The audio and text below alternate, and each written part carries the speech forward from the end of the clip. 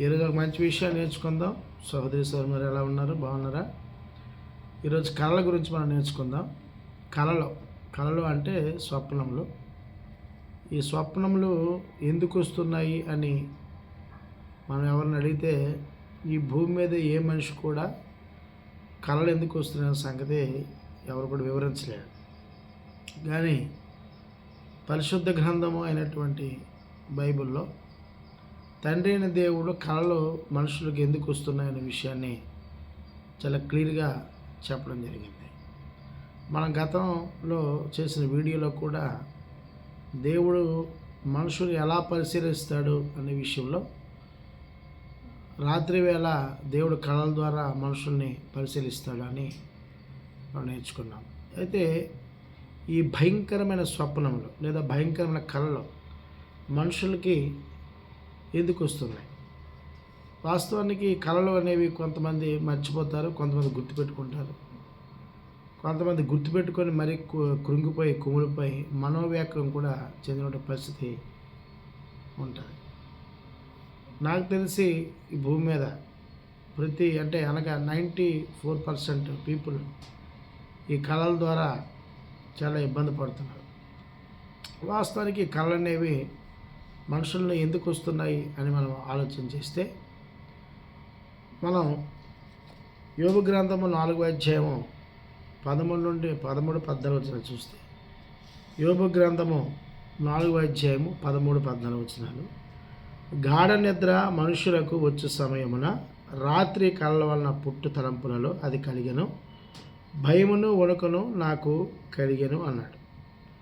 అంటే మనుషుకి కళ్ళు ఎప్పుడు వస్తాయంటే గాఢ నిద్ర వచ్చినప్పుడు, మత్తు నిద్ర వచ్చినప్పుడు మనిషి ఏం జరుగుతుందో ఆ మనిషి మీద ఆ ప్రభావం తెలియపోయిన సమయంలో ఆ గాఢ నిద్రని కళ్ళని వస్తూ ఉంటాయి. ఈ కళ్ళలో ఏం వస్తున్నాయనంటే భయం పుడుతోంది, ఉనికి పుడుతుందట.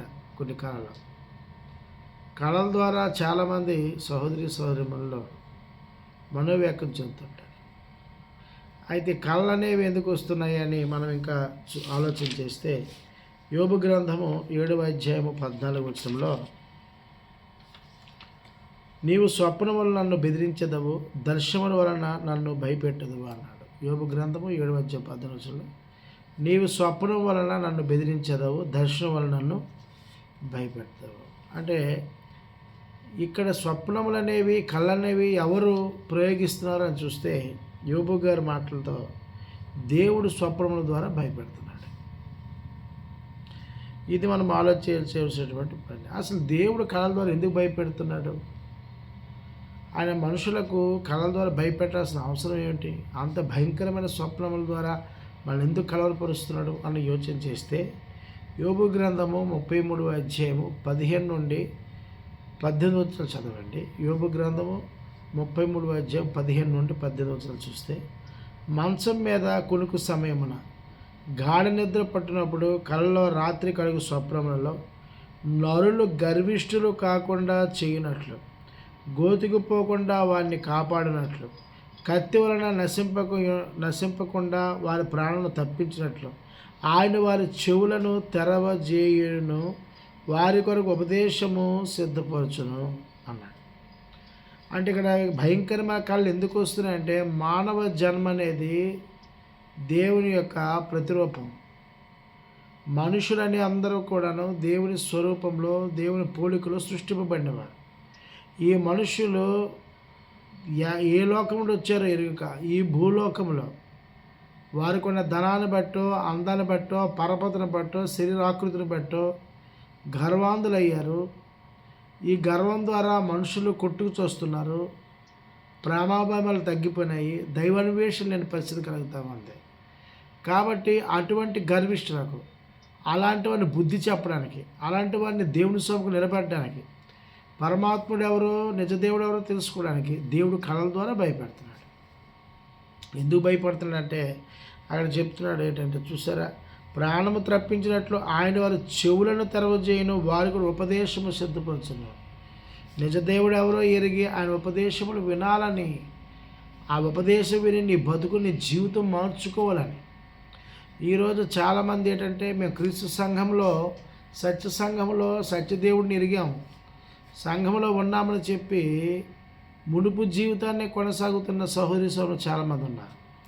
అట్టి వారికి కూడా దేవుడు ఏం చేస్తాడంటే కళల ద్వారా బెదిరిస్తాడు. ఈ కళలు వచ్చినప్పుడు ఏమవుతుందంటే, ఈ భయంకరమైన కళలు వచ్చినప్పుడు ఒక్కసారిగా ఉలిక్కిపడి ఒక్కసారి కళ్ళు తెచ్చి కూర్చొని పక్కన ఉన్నటువంటి అమ్మ కానీ, లేదా నాన్న కానీ, అక్క కానీ, చెల్లి కానీ, లేదా భర్త కానీ, లేదా ప్రియుడు కానీ ఉంటే పక్కకి వెళ్ళిపోయి గట్టిగా పట్టేసుకుంటారు. ఏమనంటే ఏమో తెలియదు కానీ నా భయంకరమైన పీడకలు వచ్చింది, అస్సలు నిద్రపడడం లేదు, కళ్ళ ముందే అది జరుగుతున్నట్టు అనిపిస్తుంది అని వాళ్ళు చెప్పడం జరుగుతూ ఉంటుంది. ఈ కళ వచ్చిన తర్వాత బ్రష్ చేసుకోవడానికి భయమే, బాత్రూమ్కి వెళ్ళడానికి భయమే, స్నానం చేయడానికి భయమే, తిండి తినడానికి భయమే. అలా మౌనంగా ఆ కళను పట్టుకొని ఆ యోచన చేస్తూ కూర్చుంటేలాగన్నా. అప్పుడు చూసేవారంటే దెయ్యం పట్టిందా అలాగ ఒంటరిగా ఉన్నాం అని అంటే, రాత్రి నుంచి కళేటో కానీ నాకు ఏ పని చేయకుండా ఉన్నాను. తన కారణం ఏంటంటే, నువ్వు గర్వాంధుడు కాకుండా, గర్విష్ఠుడు కాకుండా, దేవుడు నేను బుద్ధి కలగడానికి, నీ బతుకుని జీవితం మార్చుకోవడానికి దేవుడు కళ ద్వారా బెదిరిస్తున్నాడు. మన పిల్లల్ని ఎలాగైతే మనం తప్పు చేసినప్పుడు బెత్తం వాడి వాళ్ళని సరిచేసి గద్దిస్తాము, దేవుడు కూడా తన పిల్లలైనటువంటి సృష్టికర్త దేవుడు రాత్రి వేళ ఈ కళల ద్వారా మనం బెదిరించి సరిచేయడం ప్రయత్నం చేస్తున్నాడు. అయితే ఈ విషయము చాలామందికి తెలియక ఈ భయంకరమైన కళ వచ్చినప్పుడు, ఈ పీడ కళ వచ్చినప్పుడు వెంటనే స్వామీజీలను ఆశ్రయిస్తారు. అక్కడికి వెళ్ళి చెప్తే కళ ఎందుకు వచ్చిందో ఇతగాదికి తెలియదు, ఎందుకు వచ్చిందో ఆమె తెలియదు కాబట్టి అక్కడ బీప్ బదగడి కొడతారు, లేకపోతే ఒక తాయెత్తిస్తారు, అది బూడి తీసి పంపుతారు. అదే ముస్లిం సహోదరులు అయితే అక్కడికి ఆ మసీద్ దీనికో వెళ్తే వాళ్ళు నెమలి పెంచు నెత్తి మీద కొట్టి ఏదో చేస్తారు. అదే పాస్టర్లకు కూడా ఏం చేస్తారంటే, ఈ స్వప్నం ఎందుకు వచ్చిందో తెలియక, ఇదిగో ఆత్మ నా మీదకి వచ్చింది, ఇదిగో నీ ఒంట్లో దెయ్యం ఉందని చెప్పి ఆయన నెత్తి వేసి తోస్తారు. ఇదిగో సాతానుడు నిన్ను పట్టాడంట. నాయన, వాస్తవానికి బైబిల్ అలా చెప్పలేదు.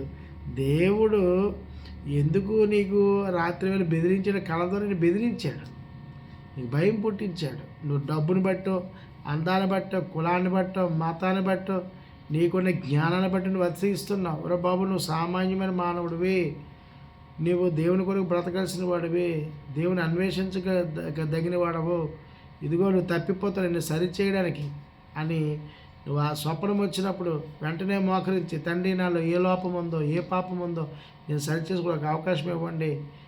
ఈ కళల ద్వారా నేను చాలా వ్యాకరించింది, నన్ను బెదిరించావు, నేను సరి చేసుకోండి అనాలి తప్ప, తెల్లవారు వెళ్ళగానే ఈ కళ ఎందుకు వచ్చిందో నీకు తెలియదు, కళ ఎందుకు వచ్చిందో వీడికి తెలియదు. ఇద్దరు తెలియకుండా ఏం చేస్తారంటే, తెలియనోడు వెళ్ళి నెత్తిమేసి ఏంటి ఏసునామలో పో అని ఈడంటాడు, అక్కడ ఉన్నవాడు బూడి తీస్తాడు, ఆడు వెళ్ళినాడు జోడు కొడుతున్నాడు. యోచించేయండి. యోబు గ్రంథం 7:14 దయచేసి నేను చెప్పే ప్రసంగాలు మీరు బైబిల్ పట్టుకొని నా ప్రసంగాలు వినండి అని ప్రభుపేట మనమే, లేకపోతే మీకు అర్థం కావు. యోబు గ్రంథం 7:14 నీవు స్వప్నం వల్ల నన్ను బెదిరించేదవు, దర్శనం వల్ల నన్ను భయపడదు. ఎందుకు భయపడుతున్నాడనే విషయం కూడా తండ్రి అని దేవుడు చెప్పడం జరిగింది. అలాగే మన ప్రసంగి 5:3 చూస్తే, విస్తారమైన పనిపాటు వలన స్వప్నాలు పుట్టినాడు. కొంతమందికి పనులు చేయడం వల్ల కూడాను స్వప్నం పడతాయి. అయితే దేవుడు అవి పుట్టగలరు బలహీనతను బట్టి, కొంతమంది దృశ్యకావుని బట్టి కూడా కలపడతాయి. ఏదైనా ఒక హర్రర్ సినిమా చూసినా, లేకపోతే ఏదైనా ఒక భూతి సినిమా చూసినా, లేదా ఒక సినిమా హీరో వాడు కొట్టి చంపుతూ చూసిన ఈ కళలు కూడా వస్తాయి. అవి లైవ్, అవి దేవుడు పెట్టినవి కావాలి.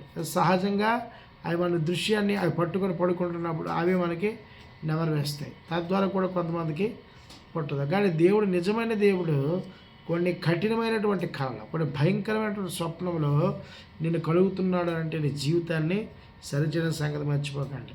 అయితే ఇలాగా కొంతమంది భక్తులు నీతిగా యథార్థంగా బ్రతికినప్పుడు అలాంటి వారికి దేవుడు కళతో దర్శించినట్టు మన లేఖనాల్ని మనం చూడవచ్చు. సంఖ్యాకాండము 12:6 సంఖ్యాకాండము 12:6 మనం చూస్తే,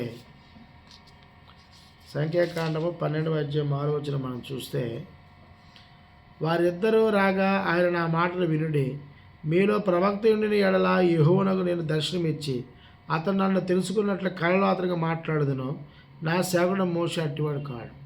దేవుడు నిజంగా నీతో మాట్లాడితే దేవుడు ఏం చెప్తున్నాడో అది ఖచ్చితంగా కళ్ళలోకి వచ్చి తన ఏర్పరచుకునే సేవకుడికి చెప్తాడు. అయితే ఈరోజు చాలామంది సేవకులు దేవుడి సేవకులు మనం చెప్పుకుంటున్న వాళ్ళు కాదు.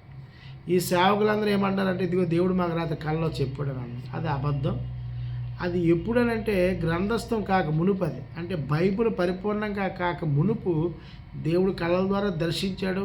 కళల ద్వారా తను ఏం చేయబోతున్నాడో, ఏం చేస్తాడో నాటి భక్తులకి తన సంకల్పాన్ని, తన చిత్తాన్ని చెప్పి తన ప్రణాళికను తెలియజేశాడు తప్ప నేడు దేవుడు అలాంటి పరిస్థితి తీసుకున్నాడు. కారణం ఏంటి అంటే గ్రంథస్థం అయిపోయింది. ఇప్పుడు తన కుమారుడు ద్వారా మాట్లాడుతున్నాడు తండ్రి అయిన దేవుడు. కాబట్టి చాలామంది ఈరోజు డూప్లికేట్ గల కూడా అలాగా చెప్పే పరిస్థితి వస్తుంది. మనం ఆదికాండం 20 అధ్యాయము 3 వచనం చూస్తే, ఆదికాండం 20 అధ్యాయం 3 వచనం చూస్తే,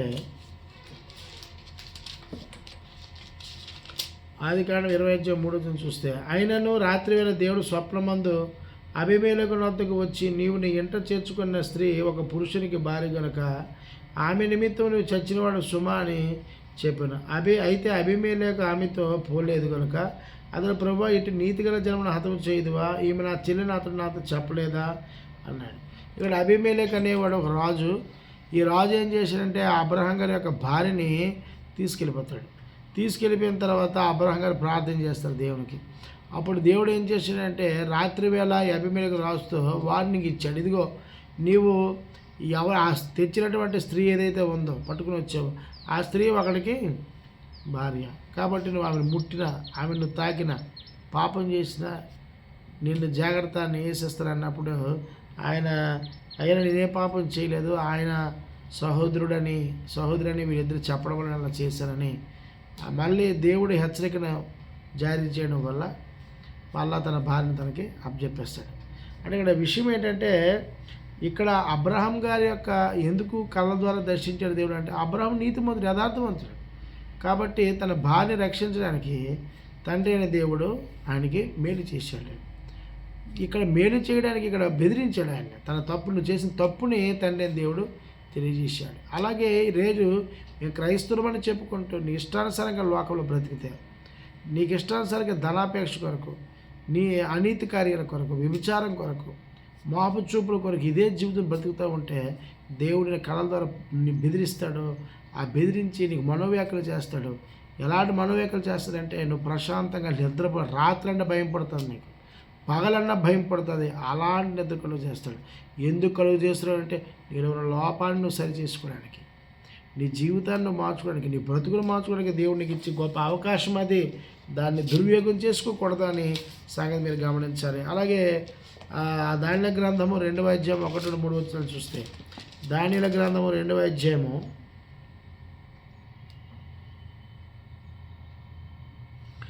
2వ మనం చూస్తే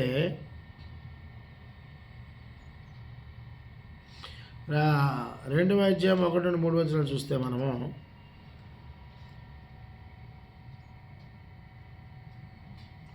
అక్కడ కూడాను ఒక రాజుగారికి కళ వస్తుంది. ఆ రాజుగారు చెప్పలేకపోతూ ఉంటాడు. ఆ కళ ఏమొచ్చింది, ఆ కళ ఆయన మర్చిపోతాడు. మర్చిపోయినప్పుడు అక్కడ ఉన్నటువంటి కొంతమందిని, అక్కడ ఉన్న సోదిగాళ్ళకి వీళ్ళందరూ కూడా పిలిపిస్తాడు. పిలిపించినప్పుడు వాళ్ళ కళభావం చెప్పలేరు. అప్పుడు దానియేలు ఏం చేస్తారంటే నేను ఆ కళభావం చెప్తాను, కళ చెప్పేవాడు ఒకడు ఉన్నాడు అని చెప్పి ఆయన కళభావం రాజుకి చెప్తాడనమాట.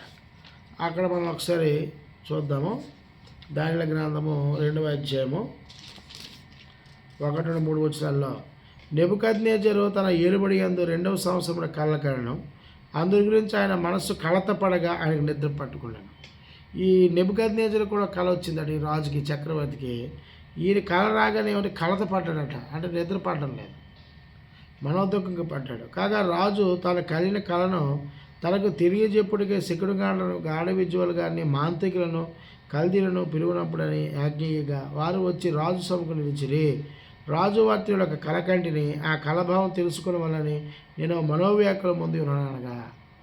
ఈయనకు వచ్చిన కళలు ఎలాంటిదంటే ఒకటి కలత చెందాడు, 2 మనోవ్యాఖ్య. మనసులో విపరీతమైన భయం పట్టుకుంది, ఏమైపోద్ది అని.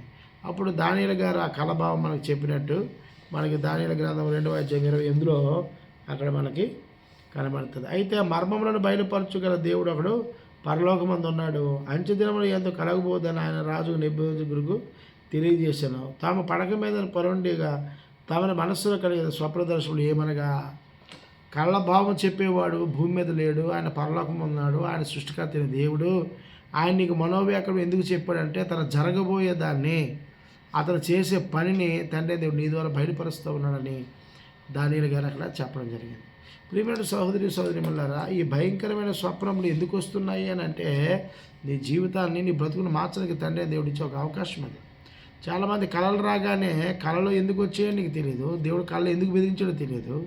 ఇలా తెలియక వెంటనే ఏదో దెయ్యం పట్టిందని, ఏదో అపవాదిని శోధించాడని అని పరుగున వెళ్ళిపోయి అక్కడున్న పాస్టర్ గారికో, పంతుల దగ్గరకో, లేకపోతే మసీద్ దగ్గరికి వెళ్ళి ఈ నూనె కొబ్బరిని రాసుకుని ఎత్తి మీద చేయి పెట్టుకుంటే కళ్ళు పోవు. ఎతకాడికి తెలియదు, వెళ్ళేవాడికి కళ్ళు ఎందుకు వచ్చేదో తెలియదు, వచ్చినవాడికి కళ ఎందుకు వచ్చిందో తెలియదు. తెలియకపోవడం వల్ల ఏసునామలో దెయ్యం పో అని ఇతను అంటాడు, అవతలాడు అవును నీకు ఏదో పట్టేసి తిప్పాడని చెప్పి ఒక తాయెత్తిస్తాడు, అవతలాడికి ఏమో తెలియక జాడు తీసి కొడతాడు. కాదు, కళ ఎందుకు వచ్చింది అని స్పష్టంగా చెప్పాడు. మీరు బతుకునే జీవితం మార్చుకోవడానికి నువ్వు అహంకారం అయిపోయావు, గర్భిష్ఠుడు అయిపోయావు, ధనాపేక్షుడు అయిపోయావు. దేవుడు అంటే నీకు భయం లేదు, దేవుని ఆజ్ఞలంటే నీకు విధేయత లేదు, సహోదరులంటే ప్రేమ లేదు, సమాజం అంటే గౌరవం లేదు, పెద్దలంటే విలువలు లేవు. నీ ఇష్టానుసారంగా నీ జీవితాన్ని నువ్వు అమర్చుకుంటున్నప్పుడు దేవుడు కలగ చేసుకుంటాడు. దేవుడు ఎందుకు కలగ చేసుకుంటాడని అంటే నేను మార్చుకోవడానికి, నీ బతుకులు మార్చడానికి, నీ జీవితం మార్చడానికి, నువ్వు మార్చుకోవడానికి దేవుడు నీకు ఇచ్చే గొప్ప అవకాశం అది. అలాగే మొదటి రాజుల గ్రంథము 3:3-5 చూస్తే, మొదటి రాజుల గ్రంథము 3:5 చూస్తే ఇక్కడ సొలొమోను గారికి కూడాను తండ్రి దేవుడు దర్శించడం కనబడుతుంది. మొదటి రాజుల గ్రంథం 3:5 గిబియోనులో యెహోవా రాత్రి వేళ స్వప్నమందు సొలొమోనుకు ప్రత్యక్షమే, నేను నీకు దేనికి నిచ్చుట నీకు ఇష్టమో దాన్ని అడుగుమని దేవుడు అతనితో సెలవీయగా. రాత్రి వేళ సొలొమోనుకి దేవుడు వచ్చి అడుగుతున్నాడు, నీకేం కావాలో చెప్పు అన్నప్పుడు అక్కడ సొలొమోను ఏమడుగుతారంటే, ఇదిగో నీ ప్రజలను పరిపాలించడానికి జ్ఞానము గల హృదయం నాకు ఇవ్వు అంటాడు. అప్పుడు తండ్రి దేవుడు ఏమంటాడంటే, నువ్వు చాలామంది దేవుడు కళ్ళలో కనిపిస్తే ఏమడుగుతారంటే, అప్పులు తీర్చండి, నాకు మంచి భార్య ఇవ్వండి, లేదా మంచి భర్త ఇవ్వండి, మంచి ఉద్యోగం ఇవ్వండి, లేదా ప్రధానమంత్రి చేయండి, ఇలాంటి వరాలు అడుగుతారు. లేదా ప్రేమించి వాడు నా ప్రేయస్ని ఇవ్వండి, దాంతో పెళ్లి చేయండి అంటాడు. లేదా ప్రియురాలు ఏమంటుందంటే, నేను ప్రేమించిన వాడితో నాకు పెళ్లి చేయండి అంటాడు. లేదా కోర్టులో కేసులు ఉండి తప్పించని అంటాడు. అలా అడగలే. ఇతను ఏమడిగాడంటే జ్ఞానము గల హృదయం అని అడుగుతున్నాడు. చూడండి, సొలొమోను ఇలాగ మనవి చేసి, నీ దాసుడను నా తండ్రినైన దావీదుని దృష్టికి అనుకూలముగా సత్యమును నీతిని అనుసరించి యథార్థమైన మనసు గలవాడే ప్రవర్తించిన కనుక నీవు అతని ఎలా పరిపూర్ణ కటాక్షము పరిచి నీ దినమున ఉన్నట్లుగా అతని సింహాసనం మీద అతను కుమారుని కూర్చునిపెట్టి అతని ఎంతో మహాకృపను చూపి ఉన్నావు. నా దేవా యెహోవా, నువ్వు నా తండ్రి అయిన దావీదునికి బదులుగా నీ దాసుడైన నన్ను రాజుగా నియమించి ఉన్నావు. అయితే నేను బాలుడను, కార్యములు జరుపుటకు నాకు బుద్ధి చాలదు. నీ దాసుడైన నీవు కోరికొన్న జనుల మధ్య ఉన్నాను. వారు విస్తరించి ఉన్నందున వారు లెక్క పెట్టుటకు, వారి విశాల దేశమును తనిఖీ చేయుటకు అసాధ్యము. ఎంత గొప్పదైన నీ జనమును న్యాయము తీర్చగలవాడు ఎవడు? కాబట్టి నేను మంచి చెడ్డలు వివేచించి నీ జనులను న్యాయంగా తీర్చినట్లు నీ దాసుడు నాకు వివేకము గల హృదయం దయచేయము అన్నాడు. వివేకము గల హృదయం అడిగాడు, జ్ఞానయుక్తమైన హృదయము తండ్రి అయిన దేవుణ్ణి అడిగాడు సొలొమోను.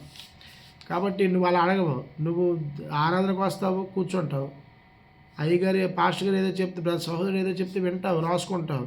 ఇంటికి వెళ్ళిన తర్వాత యథా తదా ప్రజ అన్నట్టు, యథా రాజా తదా ప్రజ అన్నట్టు నీ బుద్ధి మాత్రం మారలే, నీ జీవితం బతుకు మార్చుకోవట్లేదు. దేవుని మాట విని మళ్ళీ కుక్క వాంతి తిరిగినట్టు అదే బతుకు, పంది తన స్వభావాన్ని విడిచిపెట్టకుండా మళ్ళీ బురదలోకి వెళ్ళినట్టు అదే బ్రతుకు. అప్పుడు దేవుడు ఏం చేస్తాడు? కలగ చేసుకుంటాడు. అప్పుడు లేచి బైబిల్ పట్టుకొని 33 ముద్దులు పెట్టినా, గుండెకి పట్టుకున్నా, ఏసు రక్తమే చేయము, శివ రక్తమే చేయమన్నా ఆయన వినడం. ఎందుకంటే నువ్వు అవసరానికి దేవుణ్ణి వాడుకుంటున్నావు తప్ప దైవం చెప్పినటువంటి జ్ఞానాన్ని, దైవం చెప్పిన వాక్యము నీ హృదయంలో, నీ మనసులో వాటిని భద్రపరచుకోవట్లేదు. అప్పుడు దేవుడు కలవచ్చు నేను బెదిరిస్తాడు. చాలామంది ఈరోజు 94% పీపుల్ ఈ భయంకరమైన స్వప్నాలకు బెదురుతున్నారు. దానికి కారణం ఏంటి అంటే దేవుడే బెదిరిస్తున్నాడు. నువ్వు మార్చుకోవడానికి ఒక అవకాశం ఇస్తూ ఉన్నాడు, నీ జీవితాన్ని సరి చేసుకోవడానికి ఒక అవకాశం ఇస్తూ ఉన్నాడు. సోదరులారా, అలాగే మనము ఇర్మీయా గ్రంథము 23 వచ్చిన చూస్తే ఈరోజు ఈ చాలామంది దొంగలు, ఈరోజు మన చాలా దొంగలు కూడాను, ఈ దొంగలు కూడా ఈ మధ్యన దమాయించి ఈ దొంగ స్వప్నాలు కూడా ఇలాగ ఆలోచించి మైండ్కి ముక్కు మూసుకోలేదు, కళ్ళు మూసుకొని ఈ దొంగ బోధ కూడా దొంగ కూడా చెప్పడం జరుగుతూ ఉంది. ఇర్మీయా గ్రంథము 23వ అధ్యాయం 28వ వచనం చూస్తే, కళ కలిగిన ప్రవక్త ఆ కళను చెప్పవలను, నా వాక్కు ఎవనుకుండునో వాడు సత్యమును బట్టి నా మాట చెప్పవలను, ధాన్యముతో చెత్తకి ఏమి సంబంధము, ఇదే యెహోవా వాక్కు. ఈరోజు చాలామంది ప్రవక్తలు అనుకొని చెప్పుకుని ఏమంటున్నారంటే, మన ఎలక్షన్లో కూడా ఇదిగో జగన్మోహన్ రెడ్డి గారు గెలుస్తారు, ఇదిగో చంద్రబాబు నాయుడు గారు ఓడిపోతారని చెప్పాడు, సెంట్రల్లో బీజేపీ ఓడిపోద్ది, కాంగ్రెస్ గెలుస్తుందని చెప్పారు. తీరా తారుమారు అయిన తర్వాత ఏమన్నారంటే, దేవుడు ఇష్టము, ఆయన స్వప్నమును తారుమారు చేయగలడని మళ్ళీ కవర్ చేసేసి మసిపూసి మాడికే చేశారు. పులికున్న చారలు చూసి నక్క వాతలు పెట్టుకున్నట్టు వీరేం చేస్తారంటే, దేవుడు చెప్పనవి, వాస్తవానికి వీళ్ళకి వాక్యం రాదు, వాస్తవానికి వీళ్ళు వాక్యం చదవరు, సత్యవాక్యం వీరికి తెలియదు. తెలియని వాళ్ళందరూ ఏమంటారంటే, ఇదిగో దేవుడు మనం దర్శించాడు, దేవుడు మాకు ఇదిగో చెప్తున్న స్టేజ్ ఎక్కిపోయి మనం ఆదివారము లేకపోతే ఆదివారం చికెను మటన్ తింటాం కదా, ఆ దుమ్ము ఉంటుంది కదా, ఆ దుమ్ము సుగినప్పుడు అంటాం కదా నోటి గట్టిగా. అలాగే చిన్నపిల్లలు ఫ్రూటీ తిన్నప్పుడు ఆ ఫ్రూటీ తాగుతారు, ఫ్రూటీ తాగినప్పుడు లాస్ట్లో ఉండిపోతారు కూడా బొక్కడు అంటారు. వీళ్ళు కూడా అలాగే, ఇదిగో దేవుడు ఆత్మ వచ్చింది యేసునామములో, ఇదిగో పరిశుద్ధాత్ముడు నాకు చెప్తున్నాడు సహోదరులారా, ఇదిగో 2024 సంవత్సరంలో జగన్మోహన్ రెడ్డి గారు మళ్ళీ సిటీ ఎక్కుతున్నట్టు ఇరుగురులన్నీ అంటారు. ఒరే బాబు, దేవుడు అలా చెప్పడం, దొంగ సాక్ష్యాలు, దొంగ దర్శనాలు దేవుడు చెప్పడం. అలా నీకు చెప్తున్నాడంటే నీ తండ్రి అయినటువంటి అపవాది అబద్ధికుడు నీకు అలా అబద్ధాలు చెప్పిస్తాడు. దేవుడు సత్యవంతుడు, సత్యమునే పలుకుతాడు. ఆయన స్పష్టంగా చెప్తాడు, కళ కలిగిన ప్రవక్త ఆ కళను చెప్పవలను, నా వాక్కు ఎవడుకుండునో వాడు సత్యమును బట్టి నా మాట చెప్పలను.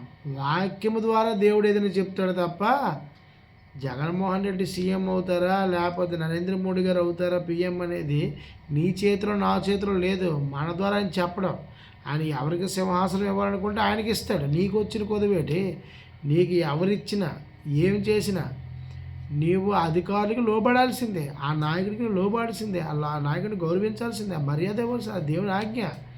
అంతే తప్ప అదేడు ప్రభా నాతోని మరి ఇతన్ని సింహాసనం ఎక్కిస్తాను, ఇతనికేట ఎక్కించేవారంటే నీకెప్పుడు చెప్పాడు దేవుడు?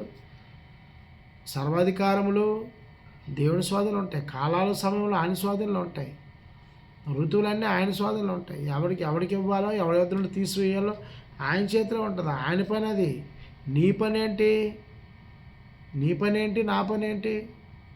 సత్యాన్ని ఉన్నట్టుగా విభాగించి సత్యాన్ని ప్రకటించి వారందరినీ క్రీస్తు స్వరూపంలోకి మార్చి దేవునికి అప్పచెప్పడమే మన పని, క్రీస్తుకి అప్పచెప్పడమే నీ పని నా పని. అది పక్కన పెట్టి అల్లడి గెలుస్తాడు ఇల్లుడికి, ఆ పని నీది కాదు నాది కాదు, అది దేవుని పని. అది నీ పని ఏంటి? లేఖనాలు చెప్పి ఒక వ్యక్తిలో ఉన్న పాపాన్ని బయటికి తీసి వాడిని పరిశుద్ధంగా దేవుని సముఖంలో ఉంచడం, అంతే తప్ప ఇంకో రకం చెప్పకూడదు. ఈరోజు చాలామంది అమాయకమైన ప్రజలు, నేను మీతోనే చెప్తున్నాను సహోదరి సోమలారా, ఈరోజు మీలో కూడా చాలామంది విశ్వాసం వెంటనే మీకున్న పాస్టర్ గారికో లేకపోతే అక్కడ ఉన్నటువంటి పంతుల దగ్గరకో అక్కడ ఉన్నటువంటి సన్యాసి దగ్గరకో వెళ్ళిపోయి, మా అబ్బాయికి పెళ్లి కావట్లేదండి, దేవుడు ఎప్పుడు చేస్తాడో చెప్పండి అని అంటారు. ఊరు బాబు, భూమి మీద ఒక మగాడిని ఒక ఆడదాన్ని దేవుడు పుట్టించాడంటే ఈరోజు కాబట్టి రేపైనా పెళ్ళి అవుతాయి. నాకు 35 ఏళ్ళకి వెళ్ళి అయింది, 40 ఏళ్ళలో చేసుకునేవారు ఉన్నారు, 50 ఏళ్ళకి చేసుకునేవారు ఉన్నారు. కొంతమంది ఆడపిల్లకి 30కి అవుతుంది, 35కి అవుతుంది, 22కి అవుతుంది, 25కి అవుతుంది, 18కి అవుతుంది, కొంత 12 సంవత్సరాలకు కూడా పెళ్లి చేసేవారు కూడా ఉన్నారు. ఈ మాత్రాన్ని దానికి మీరు ఎందుకు అక్కడికి వెళ్ళిపోయి మీకున్న అయ్యగారికి వెళ్ళి, అయ్యగారు మా పాపకు పెళ్ళి అవ్వట్లేదు, లేడు, అందరికి అయిపోతుంది అవ్వట్లేదు, ఒకసారి దేవుడిని అడగండి అంటే ఇతను వెంటనే ఒక మటన్ దుమ్మోటి అని సీకి, ఇదిగో పరిశుద్ధాలు బయలుపరిచాడు, ఇదిగో పలానా సంవత్సరం పలానా నెల అయిపోతుంది, ఓ బిస్కెట్ వేసాడు. ఆడపిల్ల భూమి మీదకి వచ్చిందంటే ఆ మగవాడు భూమి మీద దేవుడు సృష్టించాడంటే ఈరోజు కాదు రేపే పెళ్లి చేస్తాడు. అలాగే పిల్లల విషయంలో కూడా ఒకవేళ ఆలస్యం అయిందనుకోండి పిల్లలు వెంటనే అయ్యగారి దగ్గరికి వెళ్ళి మా పాపకు 2 సంవత్సరాలు పిల్లలు పుట్టలేదు ఒకసారి దేవునికి అడిగి ప్రార్థన చేయకండి ఆయన అంటాడు. ఇదే దేవుడు ఆయనతో ఎందుకు మాట్లాడతాడు? దేవుడు ఆల్రెడీ గ్రంథం ద్వారా మాట్లాడేశాడు. హెబ్రీ పత్రిక మీరు చదివితే 1వ అధ్యాయం 1-3 వచనాలు చదివితే తన కుమారుడితో మాట్లాడిన ఉంది. మాట్లాడాడు, అపోస్తులు గ్రంథస్థం చేశారు. మనం ఏం నేర్చుకోవాలన్నా ఉంది ఇక్కడ. అబ్రహాం గారికే సుమారు ఎన్నో సంవత్సరాలు అతనికి పెళ్ళి అయిపోయి ఉండొచ్చు. సుమారు ఆయనకి 70 సంవత్సరాల వరకు పిల్లలు లేరు. అలాగే ఆయన కుమారుడు ఇస్సాకు 40 సంవత్సరాలు పెళ్లి చేసుకుంటే 20 సంవత్సరాలు బిడ్డలు లేరు. అలాగే యాకోబు గారికి తను ప్రేమించినటువంటి అమ్మాయి రాహేలు ఎవరైతే ఉన్నారో ఆ అమ్మాయికి పిల్లలు లేరు. ఇలా చెప్పుకుంటూ పోతే వాగ్దాన పుత్రులు, అలాగే సాంసోను వాళ్ళ తల్లిదండ్రులకి, అలాగే సమూయేలు ప్రవక్త వాళ్ళ తల్లిదండ్రులకి ఆయన ఎక్కడ చూసినా సంతానం లేటుగా ఇచ్చాడు దేవుడు. అంత మాత్రానికి మేము వెళ్ళి నాకు ఎప్పుడు ఇస్తామని అడిగారా? ఆలోచన చేయండి. ఇంత చిన్న చిన్న విషయాలకు కూడా దేవుడు ఖచ్చితంగా భూమి మీద ఆడామగలు సృష్టించాడంటే ఏదో రోజు పెళ్లి చేస్తాడు, ఏదో రోజు పెళ్ళైన వారికి బిడ్డలు ఇస్తాడు. ఇవ్వకపోతే లేదు, ఆయన ఇష్టం. నువ్వు అడగ మునిపే నీకు జన్మనిచ్చాడు. నువ్వు అడగందే అన్నీ ఇచ్చాడు ఆయన. ఆయన ఇష్టపడి ఇస్తాడు, లేకపోతే లేదు. దీనికి దానికి మాత్రం అక్కడికి వెళ్ళిపోతే ఈడేదో ప్రవచిస్తే వెంటనే ఒక 500 రూపాయలు నోటు తీసి అయ్యగారు చెప్పేసరికి అయిపోద్ది అని చెప్పి ఒక 500. అది బిస్కెట్. ఒక్కొక్కసారి ఆ బిస్కెట్ వేస్తే తగలొచ్చు, లేకపోతే లేదు. కాబట్టి సహోదరులారా, మరి అంత ఈ మాయా దర్శనాలకి మీరు నమ్మొద్దు. అలాగే ఇర్మియా గ్రంథము 23వ అధ్యాయము మనం 32 మనం చూస్తే ఒకసారి అందులోనే 32లో మాయా స్వప్నములు అంటాడు అలాంటి వారి గురించి. మీకు అర్థమైందా? మాయా స్వప్నములు ప్రకటించి వాటిని చెప్పు అబద్ధముల చేతను మాయా ప్రగల్భత చేతను నా ప్రజలను దారి తొలగించు వారికి నేను విరోధునై ఉన్నాను. ఇదే యెహోవా వాక్కు. నేను వారిని పంపలేదు, వారికి ఆజ్ఞయలేదు, వారి జనులను ఏ పాత్రమును ప్రయోజనకారులు కారు. ఇదే యెహోవా వాక్కు. అసలు దేవుడు ఏమన్నాడంటే మాయ మాటలు చెప్పిన వారిని, ఈ డూప్లికేట్ బ్యాచ్ గలందరినీ నేను ఏర్పాటు చేయలేదు, వారు నా వారు కాదు, వారు ప్రగల్భాలు కలుపుతున్నారు కాదు. లాస్ట్కి జుత్తు గురించి కూడా వాడు ప్రవచిస్తున్నాడు. ఏమంటే ఒక కడుపులో ఉన్న కాయ గురించి ప్రవచిస్తున్నాడు. ఇవన్నీ కూడా తప్పు అని బైబిల్ నాడే దేవుడు ప్రవక్తల ద్వారా తను ఏర్పరచుకున్న ప్రవక్తల ద్వారా చెప్పడం జరిగింది. ప్రియమైన అన్నారా, మీరు ఈ రోజు కూడాను చాలామంది అమాయక ప్రజలు కళలు ఎందుకు ఇస్తున్నాడో దేవుడు తెలియక, కళ్ళ కావాలి, కళ్ళ ద్వారా దేవుడి మీతో మాట్లాడతాడని పాస్టర్ గారి దగ్గరకో పంతుల దగ్గరకో ఇంకోల దగ్గరకో వెళ్ళి అనవసరంగా మీ డబ్బుని వాళ్ళు లూటీ చేసుకుంటున్నారు. మీరు అమాయకులు, చాలా మంచివారు. మీరు దేవుడు జ్ఞానం చెప్పిన బ్రతకండి, దేవుడు జ్ఞానం చెప్పిన నడవండి, దేవుడు ఏం చెప్పిన పరిశీలన చేయండి. గుడ్డివాడి నయం పక్కవాడికి దారి చూపమని అడుగుతాడు. మీ కళ్ళుండి గుడ్డివాడికి నడుస్తారేంటి? నోరుండి మోగవాడిగా ప్రవర్తిస్తారేంటి? చెవులుండి చెవిటివాడిగా నడుస్తారండి? కాళ్ళు చేతులుండి అవుటివాళ్ళుగా ఉంటారేంటి? ఒకసారి యోచన చేయాలి కదా. ఏది చదవకుండా బైబిల్ ఒకరోజు చదవరు, సామర్థ్యం గల మాలాంటి సువార్తెల దగ్గరికి వెళ్ళి అయ్యో మేము దేవుడిని విశ్వసిస్తున్నాము, లేకపోతే యేసుక్రీస్తు రక్షణ అంగీకరిస్తున్నాం, మాకు మంచి బోధ కావాలి, మంచి ఆత్మీయ బోధ కావాలని కూడా అడగరు, విచారం చేయరు. ఎవరు ఏది చెప్తే అది నమ్మడమేనా? ఒకసారి యోచన ఉండాలి కదా.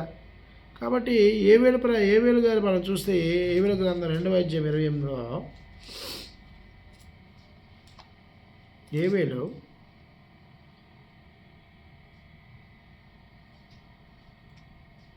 ఏవేలు గ్రంథం మనం చూస్తే 2వ అధ్యాయం 28లో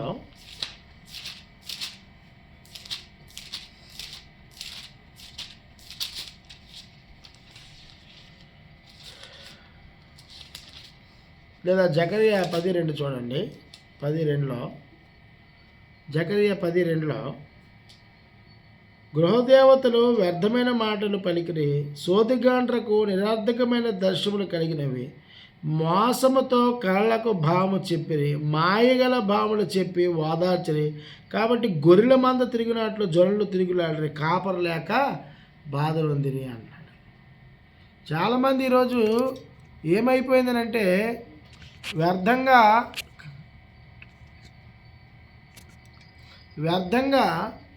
ఈ కాలయాపన చేస్తున్నారు. ఈ సోదిగాండ దగ్గరికి వెళ్ళి, ఈ మాయగాల దగ్గరికి వెళ్ళిపోయి అనవసరంగా వెళ్తున్నారు. అలాంటి కాపల దగ్గరికి వెళ్తున్నారు, అలాంటి సేవకుల దగ్గరికి వెళ్ళి డబ్బుని విపరీతంగా వారికి ఇచ్చి మోసపోయినటువంటి పరిస్థితి కనబడుతూ ఉంది. కాబట్టి దేవుడు మారుస్తాడు తప్ప మాయగాడి చేతిలో పడేయడానికి సంగతి మీరు గమనించాలి. మన ఇర్మియా గ్రంథము 27వ అధ్యాయం మనం చూస్తే ఇర్మియా గ్రంథం మనం చూస్తే 27వ అధ్యాయం 9 చూస్తే, కాబట్టి మీ ప్రవక్తలేమి, సోదగానులేమి, కళ్ళకొనవారేమి, కాలజ్ఞానులేమి, మంత్రజ్ఞులేమి మీరు బబులోను రాజులకు దాసులు కాకుండానని మీతో పలుకున్నప్పుడు మీరు వారిని లక్ష్య పెట్టకూడదు అన్నాడు. కాబట్టి ఈ ప్రవక్తలు ఎవరైతే ఉంటారో ఈ సోదిగాళ్ళు వీరు వాళ్ళు లక్ష్య పెట్టకండి. వాళ్ళు దేవుని వాక్యాన్ని బోధించలేరు. కేవలం ఇలాంటి వాటితో చెప్పుకోండి, బైబిల్ చేతి పట్టుకొని ఇలాంటి వాడు చెప్తూ వారి జీవితాన్ని పప్పం కప్పుకుంటూ ఉంటారు. దేవుడు వీరిని ఉరకనే విడిచిపెట్టే పరిస్థితే లేదు. వీరిని దేవుడు విడిచిపెట్టడం ఖచ్చితంగా. కాబట్టి కళలు ఎందుకు ఇస్తున్నాడు దేవుడు అంటే, మీ బతుకునే జీవితాన్ని మార్చుకోవడానికి దేవుడు మిమ్మల్ని బెదిరిస్తున్నాడు తప్ప, మీ పిల్లల్ని ఎలాగైతే మీ గర్భవాసంలో వచ్చి మీ పిల్లలు తప్పులు చేసినప్పుడు ఎలాగైతే బెత్తంతో వాడతారో, ఈ కళ అనేది దేవుని బెత్తం. ఇది ఒక సంకేతం నీకు. ఈ కళ అనే సంకేతం, స్వప్న సంకేతం ద్వారా నీ జీవితాన్ని బతుకుని మార్చడానికి, అంతే తప్ప ఇంకొక ఉద్దేశం ఆయనకి లేదన్న సంగతి మీరు గమనించాలి. అలాగే మనం మీకా గ్రంథం చూస్తే, మీకా 2వ అధ్యాయం 1వ వచనం చూస్తే, మంచముల మీద పరుండి మోసపు క్రియలు యోచించుచు దుష్కారము చేయు వారికి శ్రమ, అలాగూ చేయుట వారి స్వాధీనంలో ఉన్నది కనుక వారు ప్రొద్దు పొడవగానే చేయుదురు. వారు భూములు ఆశించి పట్టుకొందురు, ఇండ్లు ఆశించి ఆక్రమించుకొందురు. ఒక మనిషిని వాని కుటుంబం ఇంటి వాని నుండి వాని స్వాస్థ్యం అన్యాయంగా ఆక్రమించరు. చాలామంది కళ్ళలు చెప్పి ఇదిగో ఈ దెయ్యం పట్టేసింది, ఆ దెయ్యం పట్టింది కాబట్టి మనం ఇల్లు హోమం చేయాలి, అలా ప్రార్థన చేయాలి, వ్రతం చేయాలని చెప్పి అన్యాయంగా మీ ఇల్లు వాకిళ్ళు భూములు దోచుకుంటారు. అవసరమైతే ఇదిగో ఇంట్లో మీకు నష్టం ఉంది, ఇక్కడ దెయ్యం ఉంది, ఇల్లు ఖాళీ చేసేయండి, మీకు వేరే దగ్గరికి వెళ్ళిపోండి, ఇల్లు అమ్మేయండి అని అంటారు. అప్పుడు మీరు ఏం చేస్తారు? సమస్య తక్కువ రేటుకి అమ్మేస్తారు, లాక్కుంటారు. వాళ్ళు మంచం మీద పరండి మోసపు క్రియలు యోచించుచు దుష్కారములు చేయ వారికి శ్రమ అన్నాడు. మీరు మంచాల మీద పడుకుంటారు, నిన్ను టార్గెట్ చేస్తారు.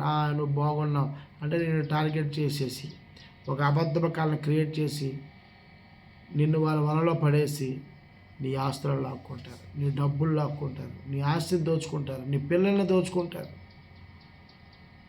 అన్యాయస్తులు అయిపోతావు. దేవుడు అంటున్నాడు, నేను కళల్లో బెదిరించేది నేనే.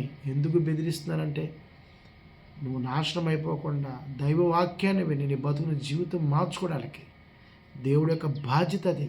మీరు అనొచ్చు, దేవుడు ఎందుకంటే బెదిరించాలి, అంత బాధ పెట్టాలంటే బాధ పెట్టడా? మరి నీ పిల్లల మార్గం తప్పిపోతున్నప్పుడు నువ్వు బెల్ట్ ఉపయోగించవా, కర్ర ఉపయోగించవా, పొయ్యిలో పెట్టి కాకడాలు పెట్టి వాడిని కాల్చవా? ఎందుకు? పిల్లలకి ఏ విధంగా భయపెట్టి వాళ్ళ సన్మార్గం నడిపించాలని.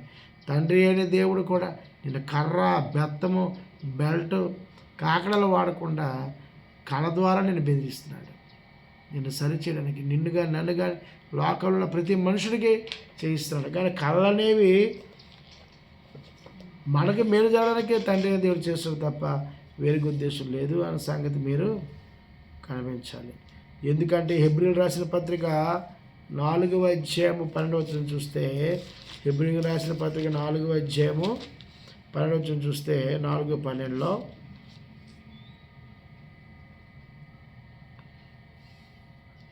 ఎందుకనగా దేవుని వాక్యము సజీవమై బలము గలదే, రెండంచులు గల ఎటువంటి ఖడ్గం కంటేనో వాడిగా ఉండి ప్రాణాత్మలను, కీళ్లను, మూలుగులను విభజించుతూ మట్టుకు జూరుచు హృదయం యొక్క తలంపులను, ఆలోచనలను శోధించుచున్నది. దేవుడు సత్యవాక్యము నీలో పరిపూర్ణత కలిగి ఉండి దేవుడి సముఖంలో నువ్వు ఎల్లప్పుడూ పరిశుద్ధులుగా, నిర్దోషులుగా ఉండాలని, క్రీస్తు స్వారూప్యం పొందుకోవాలని ఎఫెసీయులకు రాసిన పత్రిక 1:4 ప్రకారం దేవుని సంకల్పంలో పుట్టినటువంటి నీవు నేను ఆయన సముఖంలో పరిశుద్ధులుగా, నిర్దోషులుగా ఉండాలి, నీతి కలిగిన హృదయంతో ఉండాలని, నీతి కలిగిన మనసుతో ఉండాలని, ఎల్లకాలం క్రీస్తు స్వారూప్యంతో మనకు ఉండాలని, నీతిగా బ్రతకాలి తెలియన దేవుని ఆకాంక్ష. కాబట్టి నువ్వు పాపం చేస్తున్నప్పుడు, నువ్వు తొలగిపోతున్నప్పుడు, వాక్యానికి అవిధేయత చూపినప్పుడు నువ్వు క్రీస్తు పత్రికల వల్ల నువ్వు సభ్య సంబంధం లేనప్పుడు దేవుడు ఖచ్చితంగా బెదిరించి నేను సరి చేయడానికి ఆయన ప్రయత్నం తప్ప నేను నాశనం చేయడానికో పాడు చేయడానికో శిక్షణకు చంపడానికి కాదు. కొంతమంది కళ్ళలోనే కొంతమంది చచ్చిపోతుంటారు భయపడిపోయి. అలాంటి పరిస్థితి రాకుండా మన దేహము పడుకోవడానికి ఇష్టపడదు, కానీ మన మనస్సు ఎప్పుడు కూడా పడుకోవడానికి ఇష్టపడదు. ఈ మనస్సు అనేది మనకు డిస్టర్బెన్స్ చేస్తుంటుంది. ఈ డిస్టర్బెన్స్ రావడానికి కారణం ఏంటంటే దేవుని వాక్యానికి అవిధేయత చూపించడం, దేవుని లేఖనాలు ఉన్నట్టుగా పఠనం చేయకపోవడం, దాన్ని వినకపోవడం, దాన్ని అవగాహన చేయకపోవడం వల్ల తద్వారా బలహీనతలు వస్తాయి. తద్వారా మనకి కళలు అనేవి వస్తాయి. కాబట్టి ప్రియమైన సహోదరి సహోదరులారా, కళలో స్వప్నాలు భయంకరం ఎందుకు వస్తున్నాయి అంటే తండ్రి దేవుడు బెదిరిస్తాడు. ఎందుకు బెదిరిస్తున్నాడంటే నీ బతుకు నీ జీవితాన్ని మార్చుకోవడానికి. లేదు అంటే ఆ నిద్రలోనే పోతాం. గమనించు. నీకు ఈరోజు కళ వచ్చింది అని అంటే వెంటనే ఇదేంటి ఎంత భయంకర కళ వచ్చింది కానీ పాస్టర్ దగ్గరికి నెత్తి మీద చేసుకొని, లేదా పనుల దగ్గర బూడి తీసుకొని, లేకపోతే సాయంత్రంకి వెళ్ళి నెత్తి మీద జాడు కొట్టాల్సిన అవసరం లేదు. అది కళ వచ్చిందంటే భయంకరమైన కళ. అసలు నేను చేసిన పాపం ఏంటి, నేను చేసిన నీతి కార్యాలు ఏంటి, నేను చేసిన పాపకాలు ఏంటి. నీతి కార్యాలు అయితే దేవుని కృతజ్ఞతలు చెప్పు, పాపకాలు అయితే దేవుని సముఖంలో పాప క్షమాపణ అడిగి తండ్రి మీద అన్నది కూడా ఇటువంటి తప్పుడు పనులు నేను చేయను, ఇది క్షమించు, ఇది కూడా నీ కళలను బెదిరించండి, సరి చేసుకుంటానని అని చెప్పి నీ బతుకుని జీవితం మార్చుకొని క్రీస్తు స్వారూప్యం ధరించుకొని ఆయన జీవగ్రంథంలో పేరు లిఖింపు చేసుకొని ఈ భూమి మీద దేవుని కూడా బ్రతుకుతూ, దేవుని కూడా జీవిస్తూ, ఆయన మహిమార్థం బ్రతుకుతూ అనేక మంది అన్ని జనాంగానికి నువ్వు మాదికరంగా కనబడతావు. నిశ్చత్వం చేసుకొని మనస్ఫూర్తిగా కోరుకుంటున్నాను.